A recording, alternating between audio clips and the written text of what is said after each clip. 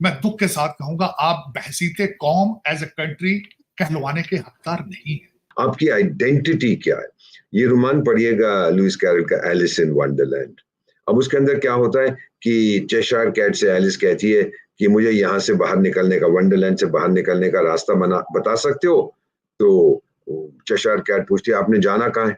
Alice कहती है मुझे क्या फर्क पड़ता है, मैं कहीं जाऊं। तो फिर कैट कहती है कि फिर कोई भी रास्ता ले लो। तो पाकिस्तान का डायलेमा यही है।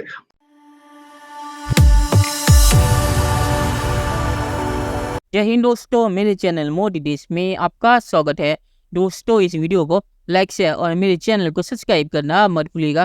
तो दोस्तों फॉर्मर एम्बेसडर दीपक बोहरा उन्होंने पाकिस्तान को कहा है कि पाकिस्तान एक ऐसा देश है जो एलिस इन वंडरलैंड में रहता है। और पाकिस्तान एलिस है क्योंकि एलिस और वंडरलैंड में जैसे एलिस को पता नहीं था कि उसे कहाँ जाना है, किस तरफ जाना है और क्यों जाना है, वैसे ही पाकिस्तान को पता नहीं कि उन्हें कहाँ जाना है, कैसे जाना है और उनका गोल क्या है। तो दीपक बोहरा ने यहाँ पे पाकिस्तान को बहुत ही अच्छे से एक्सप्लेन किया कि पाकिस्तान एक ऐसा देश है कि जिसका कोई गोल नहीं है। और अगर आपका कोई गोल ना हो और आपको पता ना हो कि आपका गोल क्या है, तो आपको पता नहीं होगा कि आपको कहाँ पे जाना है या फ्यूचर में आपका टारगेट क्या है। तो दोस्तों ये वीडियो बहुत ही मजेदार है, तो इसे पूरा जरूर देखिएगा। तो चलिए इंतजार ना करके वीडियो देखते हैं। और जब अखलाकियात खत्म हो जाए बाकी चीजें सारी मायने, चाहे कपड़े फाड़े, चाहे जूते जो मर्जी करें, चाहे मस्जिदों के अंदर बम मारें, मस्जिदों के पंखे उतारें, मस्जिदों में से जूते उठाएं, सारा दिन कस्में उठाएं, सारा दिन अदालतों में झूठे कुरान उठाएं, जब आपने अखलाकियात ही खत्म कर दिया एज ए सोसाइटी, तो फिर उसके बाद क्या है? मैं बल्कि कल किसी जगह पे बात कर रहा था, मैं दुख के साथ कहूंगा आप बहसीते कौम एज ए कंट्री कहलवाने के हकदार नहीं है। आपके सूबे मरकज की बात नहीं मान रहे। ईरान के अंदर बलूचिस्तान के अंदर ईरान की करेंसी चलती है, ईरान का स्मगल शुदा पेट्रोल बिकता है, बॉर्डर पे बॉर्डर कंट्रोल में नहीं है, पूरे मुल्क के अंदर रेट ऑफ गवर्नमेंट नहीं है। तो मैं क्योंकि स्टूडेंट हूँ, सारी जिंदगी में पॉलिटिकल साइंस पढ़ता रहा हूँ, और आपका बजट IMF बना रहा है, इसका मतलब है आप करेंसी पे भी आपका कंट्रोल नहीं। तो फिर आप कौम और मुल्क किस तरह है? अब दुनिया के नक्शे पे कैसे होने का दावा कर सकते? कोई है मुझे कन्विंस करेगी? अगर पाकिस्तान अपना गोल डिफाइन करे, मेरा गोल है 2047, आपका क्या है? आपकी आइडेंटिटी क्या है? ये रोमान पढ़िएगा लुइस कैरल का एलिस इन वंडरलैंड। अब उसके अंदर क्या होता है कि चेशायर कैट से एलिस कहती है कि मुझे यहाँ से बाहर निकलने का, वंडरलैंड से बाहर निकलने का रास्ता बता सकते हो? तो चेशायर कैट पूछती है आपने जाना कहाँ है? एलिस कहती है मुझे क्या फर्क पड़ता है, मैं कहीं जाऊं। तो फिर कैट कहती है कि फिर कोई भी रास्ता ले लो। तो पाकिस्तान का डायलेमा यही है, आप जाना कहाँ चाहते हैं? उसके अंदर एक और कैरेक्टर है एलिस इन वंडरलैंड में, वो एलिस से पूछता है कि भाई आप कौन है? तो वो जवाब देता है हाँ ये तो देखो कितनी बड़ी मिस्ट्री है कि मैं कौन हूं। आपकी सेल्फ आइडेंटिफिकेशन क्या है?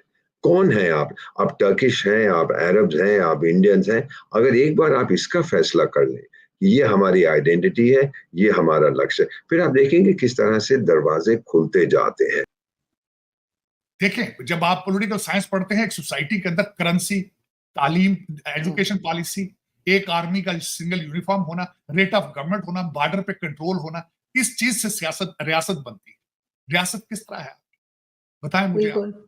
फिर आप कहते हैं हम पाकिस्तान का मतलब क्या है? एक ऐसा धोखा फ्रॉड आप कर रहे हैं, और ये आज का नहीं हो रहा, ये 76 साल से फ्रॉड, 76 साल से। लेकिन हम खैर सुधरने का पहला लेटर अमेरिका की इमदाद का मेरे कायदे आजम ने लिखा था, $2 बिलियन मांगा था पहला, लेकिन मिले नहीं थे सर, जहां तक मैंने सुना है नहीं मिले थे। मैं कंफर्म नहीं कर पाया। उन्होंने, अमेरिका ने 1950 में पहला दाना आपको डाला था, वो $6 लाख था डॉलर या $10 लाख थे, इस तरह थे। और नेहरू साहब ने उस पर स्टेटमेंट भी दी थी कि ये मूंगफली का दाना लियाकत के गले में फंस गया, ये नेहरू साहब ने कहा था। लेकिन सर पाकिस्तान आपको क्या लगता है कहाँ से ट्रैक से हट गया? इकोनॉमी की अगर हम बात करें तो क्या कभी पाकिस्तान में इकोनॉमी पे काम हुआ ही नहीं, और अगर हुआ तो फिर ये ट्रैक से हट के सिर्फ लोन्स पे और डोनेशंस पे कब चला गया? जब पाकिस्तान का निर्माण हुआ था इन 47 और हम लोग भारत की स्वाधीनता, भारत को स्वाधीनता मिली, इंडिपेंडेंट, आप लोगों की इकोनॉमी बेस्ड थी, फॉरेन इंटरवेंशन पे वहां से पैसा लिया, कुछ इन्वेस्टमेंट आया, हमारी थी मोबिलाइजेशन ऑफ डोमेस्टिक रिसोर्सेज। तो मेरा ये मानना है कि ये आदत पड़ गई कि जो कुछ होना है वो विदेशी आके करेगा। चीन में भी काफी हद तक यही आदत पड़ गई है कि विदेशी पैसा आएगा, हम उसको लगाएंगे, हम उनकी नकल करेंगे, ये करेंगे, वो करेंगे। अब जब विदेशी पैसा नहीं आ रहा है तो चाइनीज इकोनॉमी आप देखिए कितनी परेशान है, क्योंकि डोमेस्टिक रिसोर्सेज को उन्होंने मोबिलाइज नहीं किया जो हमने किया था। मेरा ख्याल है पाकिस्तान ने भी यही गलती की थी, लेकिन it is not too late सुधारने के लिए। अभी क्या हुआ है, क्योंकि कुछ लिमिटेड लोग, फौज और ये जो फैमिलीज आपकी बड़ी पावरफुल है, तो जो आम नागरिक है मैम, वो पाकिस्तानी स्टेट से अलग हो गया है और वो सोचता है कि वायलेंस, हिंसा एक लेजिटिमेट ऑल्टरनेटिव है। मेरे जितने दोस्त हैं जिनसे मैं बात करता हूँ, कहता मैं बलूच हूँ, मैं सिंधी हूँ, मैं मुहाजिर हूँ, मैं ट्राइबल हूँ, हम तो डिटेस्ट करते हैं पंजाबी डोमिनेटेड एस्टैब्लिशमेंट को, लेकिन सब मुसलमान हैं। फिर भी ये क्यों होता है? आप लोग कहते रहते हैं कि द लीडरशिप जो आपकी बात नहीं कर रहा, बेटी आप तो बहुत ब्रॉड माइंडेड है। ये हिंदू इंडिया को आप बस हम लोग, वो हमको खा जाना चाहता है, और टाइगर मैं नहीं खाना चाहता, मैं बदहजमी नहीं चाहता हूँ। चलिए दोस्तों, इस वीडियो बात करते हैं। तो पाकिस्तान, सच में पाकिस्तान जैसी हालत है, तो पाकिस्तानियों ने भी कहा है कि पाकिस्तान एलिस इन वंडरलैंड में रहता है, क्योंकि पाकिस्तान को भी पता नहीं कि पाकिस्तान को जाना कहाँ पे है। पाकिस्तान को ये पता है कि पाकिस्तान को सुपर पावर बनना है, पर सुपर पावर कैसे बनना है ये किसी पाकिस्तानी को पता नहीं है। पाकिस्तानी सोचते हैं कि ऊपर से कोई फरिश्ता आएगा और पाकिस्तान को 10 साल में सुपर पावर बना देगा, और अमेरिका भी पाकिस्तान में आके पाकिस्तान से पैसे मांगेगा। तो ये पाकिस्तानियों को लगता है। तो पाकिस्तानियों का गोल है सुपर पावर बनना। कैसे बनना है? कोई फरिश्ता आके पाकिस्तान को सुपर पावर बनाएगा। तो पाकिस्तानियों को कोई मेहनत नहीं करनी।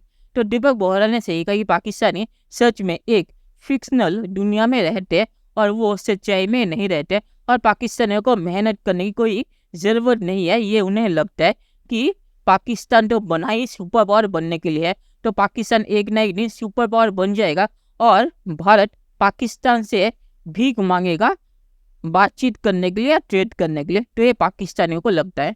तो दीपक बोहरा जी ने यहाँ पे सही एक्सप्लेन किया पाकिस्तान को। और आखिर में मैं सिर्फ यही कहूँगा, पाकिस्तान को अगर नहीं पता कि उन्हें कहाँ पे जाना है या कैसे जाना है, तो वो भटक जाएंगे रास्ते से।